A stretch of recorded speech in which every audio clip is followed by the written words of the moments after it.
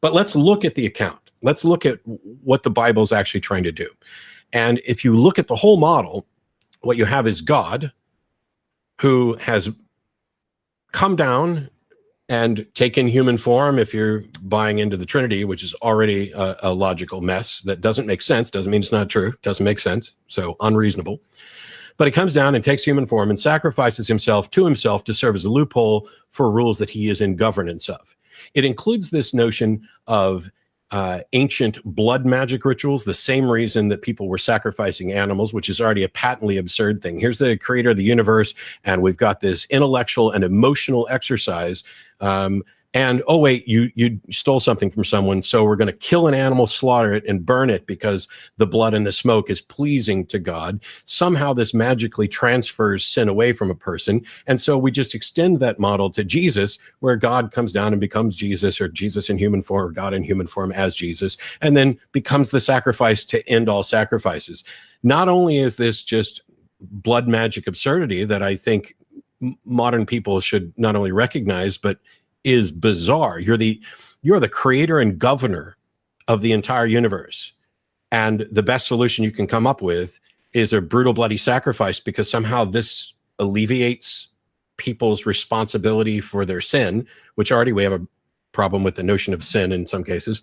But he not only does that, but he picks a time and a process that isn't properly subject to investigation. Just the other day, or today actually, but a month ago I also saw it, there was a video that hit the internet of a resurrection occurring at a Christian meetup in South Africa, I believe it was. There's a dude laying in a coffin, there's tons of people standing around, it's all on film and everything else, and the pastor's sitting there, they're praying him, and this guy sits up and everybody in the crowd freaks out. Now, I don't believe that that was an actual resurrection. I have no idea if Mike believes it's a resurrection, but the thing is, any Christian could look at that and say, yeah, I have no reason to doubt that that was a real resurrection, because that's the kind of thing God can do, because they've started with the notion that God can and will and likely could resurrect somebody. But if they say that that one we've got on videotape was not an actual resurrection, I want to know what their justification for that is, because they're accepting another resurrection that has less supporting evidence, has witnesses supposedly that you cannot interact with and investigate at all. Nothing. God picked a time and a place to make this impossible for modern generations to ever properly investigate. This isn't just an absence of evidence for the case, it is evidence against. God would have to be boneheadedly stupid to have the single most important thing that he would ever have happen in such a way where it could not be reliably attested to, that you would only have eyewitnesses, or actually what we have, anonymous authors of gospels that are copies of translations of copies with no originals, reporting a verbal history. And yes, we're talking, for the earliest ones, a couple of decades after the fact, but that's still a problem. If somebody came up to me today and said, hey, when Elvis died, he was resurrected a little while later. Here's a couple of National Enquirers that show Elvis in a supermarket. Here's all the people who say they talked to Elvis after the dead. By the way, I'm not making this stuff up. If you go and research, you will find people that claim that they talked to Elvis after they're dead. Now, you can build a case out of that, and that's within the last 50 years in a modern era where everything is reported in news.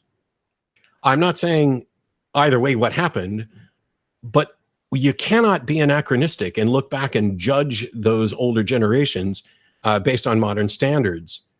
But you can say what are good standards of evidence, and good standards of evidence are ubiquitous. It doesn't matter. When something becomes believable isn't based on, well, 20 people told me, so it must be the case.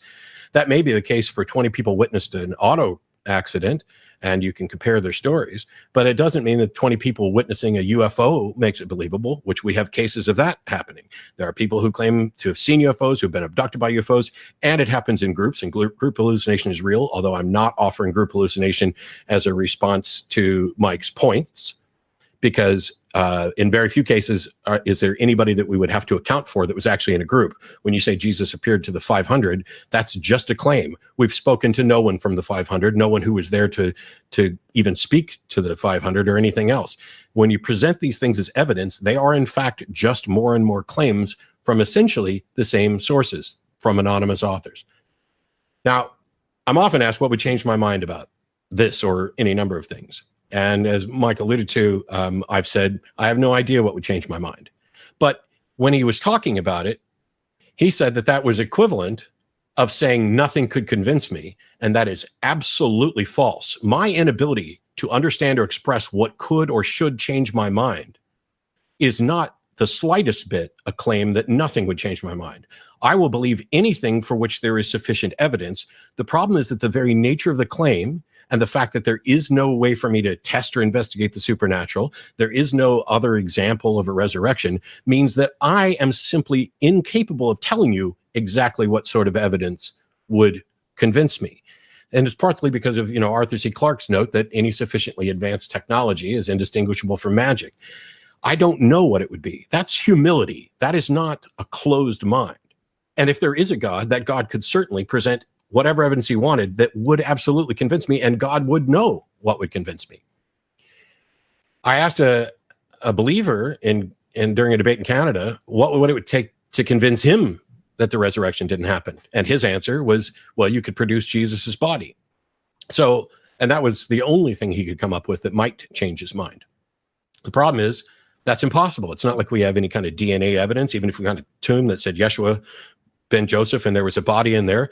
I'm convinced that believing Christians would either, one, say that's not Jesus, or two, say, well, when it says he was raised bodily, that's not necessarily the case. It could be that there was still a body there. And then you have to get into this discussion about what happened with the, why is there a claim of an empty tomb and all this other stuff. But I'm convinced that there would be some sort of way out of this, so that not only is it something we couldn't present, but I don't think it would actually be convincing, which is, now it's unfair of me. I'm not going to saddle Mike with somebody else's statement about what would convince them that they're wrong. Maybe we'll find out what would convince him he's wrong. The other thing is that we're talking about something from which there is zero evidence from contemporary sources. And Mike will list a ton of sources, none of which are contemporary. Not even the Gospels are contemporary. Paul isn't contemporary. The various historians that people are likely to reference, Clement I is probably the closest to contemporary because he was at least born around the time that the crucifixion and resurrection would have occurred. But at a minimum, when he gets in a position to report stuff, we're still talking decades later. And so we've got this weird single case of special pleading. Now, there's people who would list all the evidence. Gary Habermas is famous for the minimal facts approach, and I would argue that Mike presented a version of the minimal facts approach with essentially 12 facts instead of 5. So I don't know if this meets the threshold of a novel approach. And actually, I think Gary's original one had like 12, so it might be similar.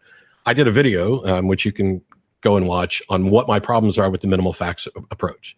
It's not that there are actual facts. It's not that people are being unreasonable.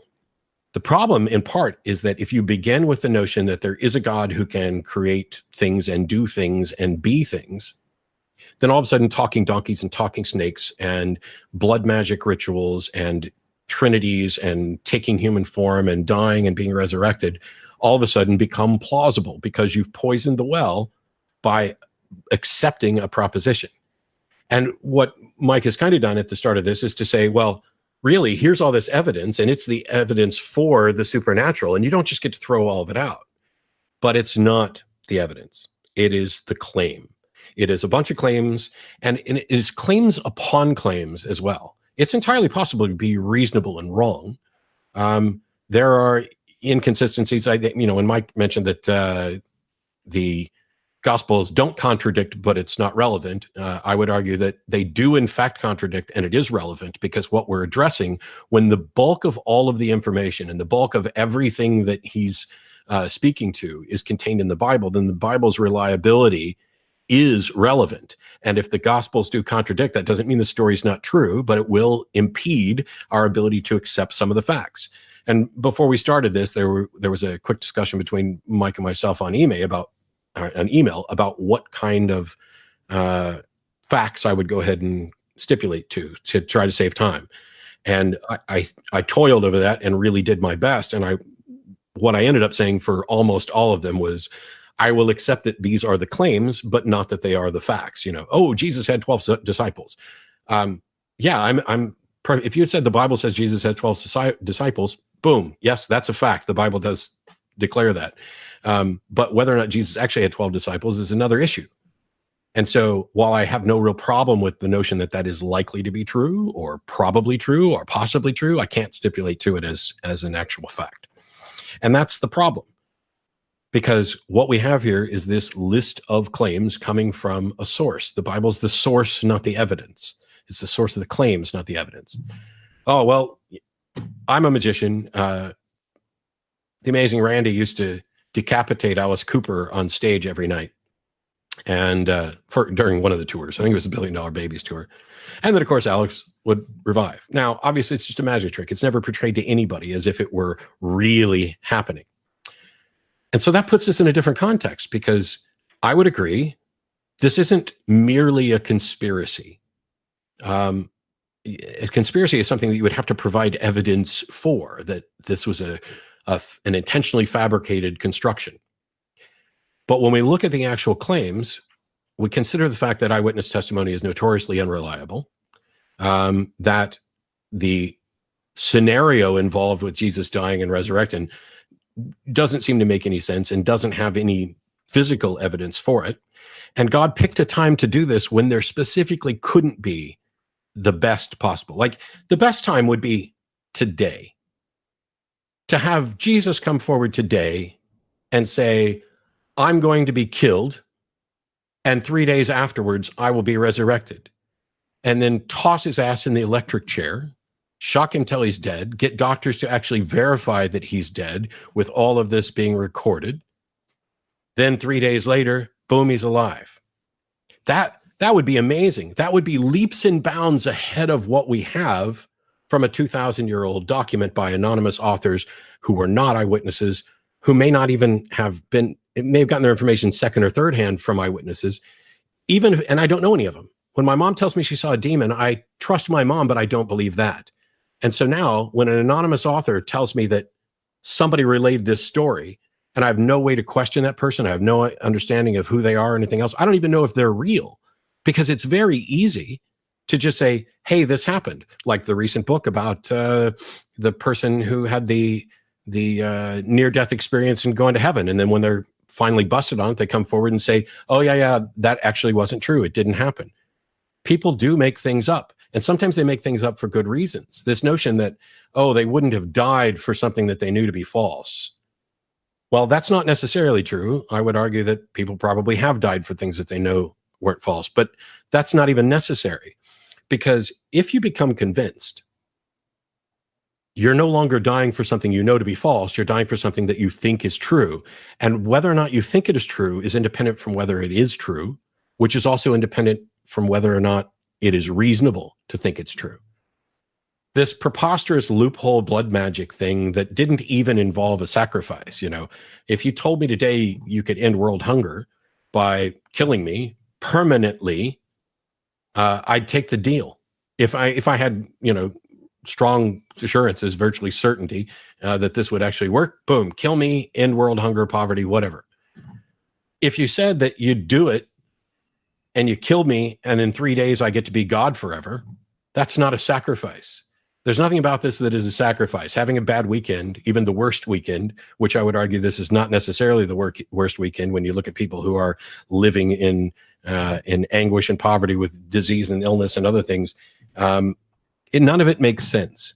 But what makes the least amount of sense is how we can look at a story and say, we don't know who wrote this. We can take them at their word that they're trying to honestly relay information, but it is propaganda at best. They're reporting things from people that we can't interview.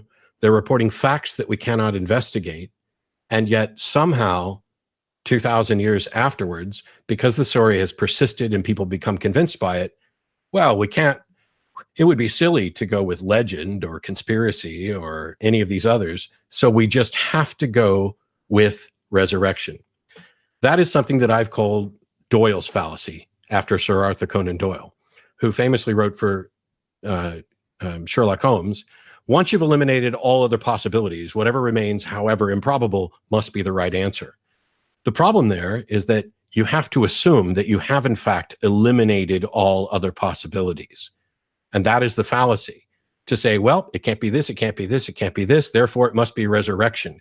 That is, by definition, an argument from incredulity. It is Doyle's fallacy as best as I can tell. And we can demonstrate why this is problematic. For example, if I take 2,048 people and I send half of them a football prediction for who's going to win the first game, and the other half a different prediction, one of them wins, one of them loses, we get rid of half. Then we're down to 28. And I split that in half and give them two predictions. So we keep going. We're going to find somebody who has been miraculously, in air quotes, sent 9 correct predictions in a row. That, from their perspective, with the limited information they have, makes it incredibly reasonable to presume that the 10th one that I'm going to give them is more than likely correct. And yet it's not. These are coin tosses. And it's because you don't have all of the information. And for me, it's not that I'm saying the resurrection never occurred. I'm saying it is absolutely not reasonable to believe that the resurrection occurred because there is insufficient evidence for it, for anything like it. You have to assume all sorts of, well, you have to assume a God who can do anything. You have to assume a model that makes no sense.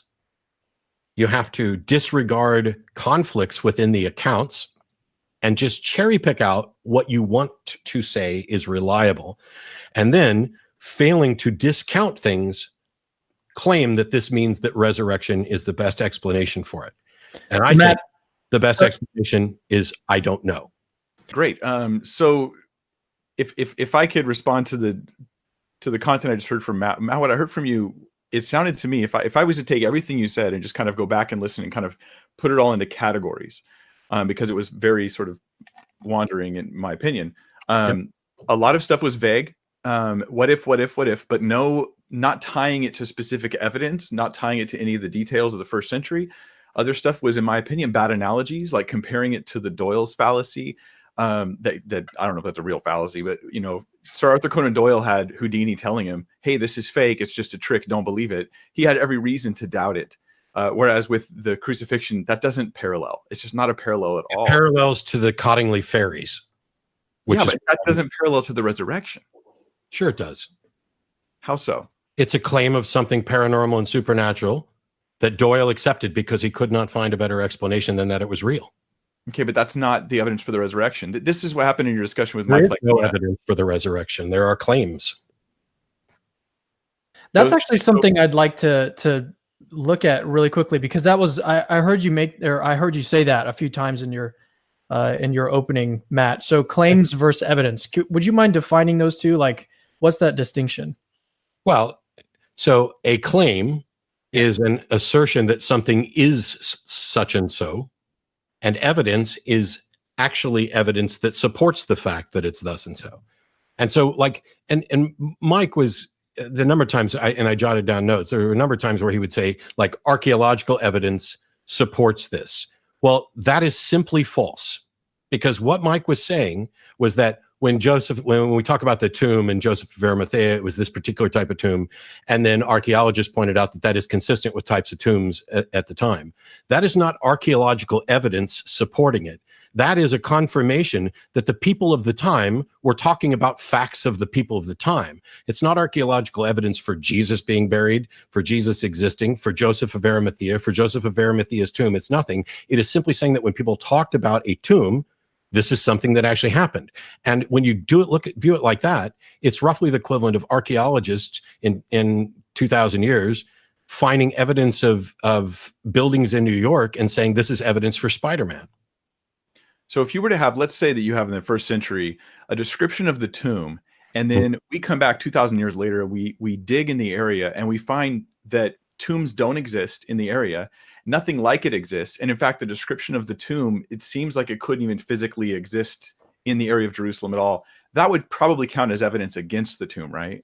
Yes, it would. So when we find a description of a tomb that fits the description, the guy that's described as burying it, it fits the context, it fits the archaeology that we discover. How does this not count as corroborative evidence that this is more likely true than before we knew about it? If I talk about how you gave me $1 million and in 2,000 years, somebody researches and find out there was no such thing as dollars now, that would be disconfirming evidence. But if they find out there were dollars now, the only thing that is evidence of is that I am speaking accurately about immaterial tertiary facts about the time. It doesn't tell them anything at all about whether or not you gave me $1 million. Of course, people in their time are likely to describe the mundane. It would be absurd. It would actually be more miraculous to find out that they described a tomb that wasn't likely or probable for the area than not. So outside of Jerusalem, outside of Palestine, where it's theorized that these gospels were written, 3 of the 4 are supposedly written outside Palestine. In your opinion, you take the late dates. So you're saying that they were written, 30 to 90. I've heard you say 30 to 90 years later, which I never heard that late. But let's say that that's the case. They're written outside Palestine, yet they seem to know details about the Sanhedrin, details about the empty tomb, about the kinds of tombs, details about the debates between the Pharisees and Sadducees, details like in John, it records that there was a sycamore tree in Jericho, and those trees didn't even grow outside of Palestine in the area where it's thought John was written. Like, how did they know Zacchaeus climbed a sycamore tree? Like, these are confirmatory details saying that, hey, this stuff, when you put it all together, there's a reason why, Matt, historians would roll their eyes at the stuff that you're saying about how, oh, those are just claims, they don't count. Rather, they're adding it all together. They're not evidence they're not evidence for the resurrection. Confirming that somebody is accurately relaying elements of a story does not confirm the other elements of the story. Saying that Zacchaeus, what's that? Sometimes it does. No, it absolutely does not. It cannot. If I make 10 claims, the fact that 8 of them are true tells you nothing at all about whether the other two are true. Nothing at all. Each claim is independent. So this is where I think this is exactly what generalities meet the actual details of the history of things. So what we do is we can take the claims and say, hey, the Gospels tell us that Jesus was crucified, that he was buried, that the disciples were despondent and had lost hope. Now, when we look at other messianic movements of the time and we see that they all died as soon as the Messiah character died, we go, oh, that corroborates the idea that the disciples were despondent at the time. And we see in Tacitus that it says that when Christ was crucified, that it had checked for the moment the following of Christ and later it exploded. That also is a confirmatory detail. So the only thing that's required to get over that works. The only thing that's required to get over that is for people to believe the story, not the story to be true. The story doesn't have to be true in order to compel this. What needs to happen is for people need to believe that the story is true. Mm-hmm. The problem I have with this is that these are just super vague generalities. I want to hear you take these generalities and apply them specifically to the details around the death and resurrection of Christ. No, what you're asking me to do is to prove facts wrong. And it's irrelevant as to whether or not I can do that, as I said at the outset. These aren't vague things I'm talking about. What I'm talking about is not evidence against the resurrection. It is a demonstration of an epistemology that is sound, and the resurrection claims do not rise to that level. Okay, when it comes to epistemology, I think we're shifting gears now. We're no longer talking about the history, verifying historical details. Is it unreasonable? That is epistemology, and that is absolutely all about epistemology, which is what this debate has to be about. Okay, let me explain what I'm saying. So I presented a two-part case, right? My one part is, hey, we have these non-miraculous, reasonably believable facts of history. Right. And then the second part is, and I think the resurrection best explains it. So you seem to be arguing against both sides. One side is you're arguing against the evidence itself, in which case I'm trying to say generalities don't do it. We need details. And then you're also saying epistemologically that you can't conclude the resurrection because, and this sounds like circular reasoning, because it's not circular. You can't prove it until you prove it. I'll reject the evidence that proves it because you have to prove it, but I won't allow evidence to prove the thing that I'm saying you can't prove. It just seems painfully circular. No, sir. Circular reasoning is when the conclusion is entailed in the premise. And my conclusion is not the resurrection didn't occur or that supernatural can't occur. My conclusion is that the resurrection hasn't met its burden of proof. And the fact that it can't do that or seems to be unable to do that is not circular. And it's not a problem for epistemology. It's a problem for the resurrection, which is why I'm pointing out you had a two-part case. Here's these 12 facts, which, okay, some of them I find incredibly questionable. And, some of the sources that you cited, I have issues with, but that's not your fault. Could we like pause and like maybe look at this two-part case real quick and like maybe just go through the first part and see which facts you take issue with, or not? Because I don't want to call them facts, right? Because these are just like what Mike said. The most most historians like trying to go through the list. It's really easy. Can you, Mike? Can you put that back up on the screen? Oh, I can. It's going to take me just a moment to do that because I closed it. It's fine. So the death of Jesus, isn't in any way evidence for the resurrection. Yes, it's a required thing that he must have died before he was resurrected, but the fact that he died is irrelevant to whether or not he was actually resurrected. But do you agree with that? Like, do you agree that he was crucified under Pontius Pilate? I have no idea. To me, this is largely a storybook whose veracity cannot be verified. I don't have any way to investigate this. There are no contemporary accounts. Not even in the Bible, there aren't contemporary accounts. We don't see the sort of things that we would expect. We don't see, the Romans reporting on, it's not like we found a document that shows, hey, here's the date we crucified Yeshua ben Joseph. That just doesn't exist. We don't tend to hear about anybody else who saw zombies rise up and march on Jerusalem when the crucifixion occurred. We don't have any reportings of the sky growing dark or the temple veil splitting. Those things have nothing to do with my case. I'm talking about, yes. Okay, I will agree, because I just said that the death of Jesus has nothing to do with the resurrection, apart from that it was necessary. But these are things that are part of the same story, the same telling, sometimes just a handful of verses apart. As a matter of fact, if we go with the ending of Mark 16 at 8, there's nothing other than the women don't tell anybody. So when I'm looking at the Bible, I have to consider its reliability. And so when it says, hey, when Jesus was crucified, the temple veil split, the sky went dark, and zombies rose up and marched on Jerusalem, if we don't have any independent accounts of those things, isn't that preposterous? Do you think zombies marched on Jerusalem? And I think that is a really ridiculous way to put it. And zombies, hold on a second. Let's be mature here. This is what I see all the time when I encounter and engage with the atheist community. It is constant mockery. It's like painful for Christians. They ask me, how do you handle it, Mike? Because the constant mockery of Christian faith, let's just take it straight, Matt. There's no zombies in Scripture. It talks about several people who were raised saints coming into the city. This, however, has nothing to do with my case. There are the scholars who would reject, I don't reject it, but who would reject that account in Matthew. They still would accept the facts that I've given you today.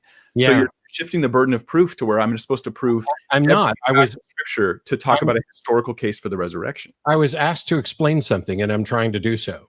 The reliability of Scripture in general is key to whether or not we can write about it on the other things. The facts that historians will attest to, and by the way, some of them attest to more than I think they should, are simply mundane things. It's not like there's historians who are saying, yes, the resurrection occurred. What they say, and what you attested to in some of these discussions, is there are people who claim to have seen Jesus after he was dead. I have no problem with the fact that people claimed to see Jesus after he was dead. Good. That isn't evidence for the resurrection. That is the claim. Hey, I saw somebody. And by the way, as you read it, they see him in different ways. Saul has this road to Damascus thing with an apparition. James doesn't tell us. Wait, can we talk about Paul for a minute? You say apparition. How do you establish that what Paul saw was an apparition? Well, what's his description? Well, it's your case. You're the one that said he saw an apparition. So I want to make sure you build a very robust, very quick case against that, but I'd like to hear you make a case for it. Despite what you think, I am not trying to straw man Christianity. Paul's description, let's see.